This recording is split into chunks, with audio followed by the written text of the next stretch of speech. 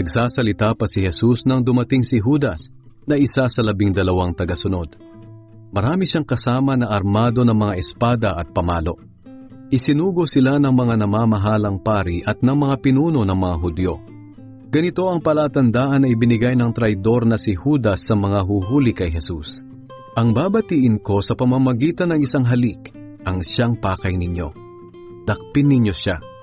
Lumapit si Judas kay Jesus at bumati, "Magandang gabi sa iyo, Guro." Saka hinalikan siya. Sinabi ni Jesus sa kanya, "Kaibigan, gawin mo na ang sadya mo rito."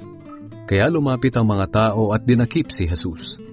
Bumunot ng espada ang isa sa mga tagasunod ni Jesus at tinaga ang alipin ng punong pari at naputol ang tainga nito. Sinabi ni Jesus sa kanya, "Ibalik mo ang iyong espada sa lalagyan nito. Ang gumagamit ng espada ay sa espada rin mamamatay. Hindi mo ba alam na pwede akong humingi ng tulong sa aking ama at kaagad niya akong padadalhan ng 12 batalyon ng mga anghel? Ngunit kung gagawin ko iyon, paano matutupad ang kasulatan na nagsasabing ito ang dapat mangyari?" Pagkatapos, sinabi ni Jesus sa mga tao, "Isa ba akong tulisan? Bakit kailangan pa ninyong magdala ng mga espada at mga pamalo upang dakpin ako? Araw-araw akong nasa templo at nagtuturo. Bakit hindi ninyo ako dinakip?